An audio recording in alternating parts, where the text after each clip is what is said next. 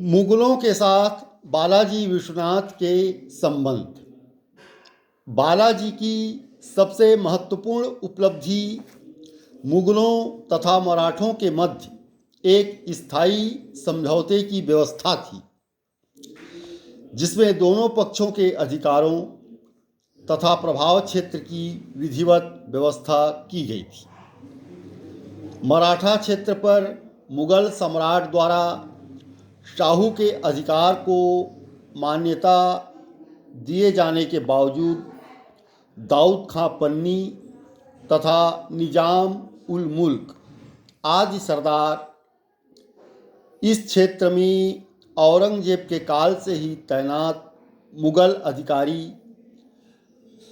शाहू का नियंत्रण स्वीकार करने तथा इस क्षेत्र में अपने अधिकारों को छोड़ना नहीं चाहते थे। वे विशेष रूप से पूना, जुन्नार क्षेत्र तथा कोंकण व मावल स्थित कुछ किलों को छोड़ने के लिए तैयार नहीं थी। इन स्थानों से मुगल अधिकारियों को खदेड़ने का कार्य बालाजी विश्वनाथ ने पूरा किया तथा यह कार्य 1719 में जाकर ही संपन्न हो पाया। इस प्रकार बालाजी विश्वनाथ, जिनका कार्यकाल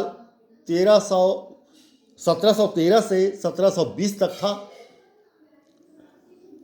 उन्होंने लगभग अपने कार्यकाल के अंतिम दौर में छत्रपति शाहू को एक सुदृढ़ स्थिति प्रदान कर दी थी।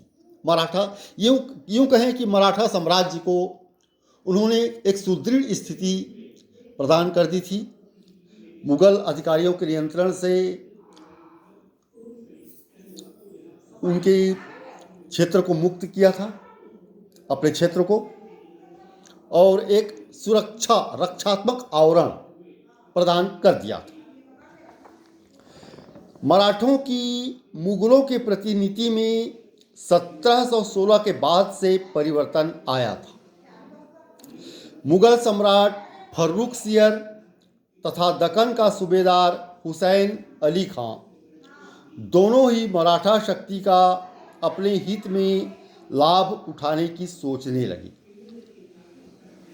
फर्रुखसियर मराठा शक्ति का प्रयोग हुसैन अली की शक्ति को कम करने के लिए करना चाहता था तथा हुसैन अली भी दरबारी राजनीति तथा कुचक्करों को ध्यान में रखकर मराठों से दोस्ती का हाथ बढ़ाने की सोचने लगा था।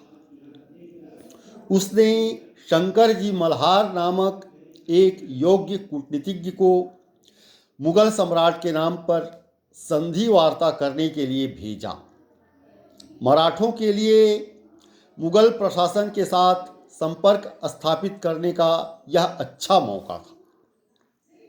इसमें बालाजी ने शाहू की ओर से भाग लिया।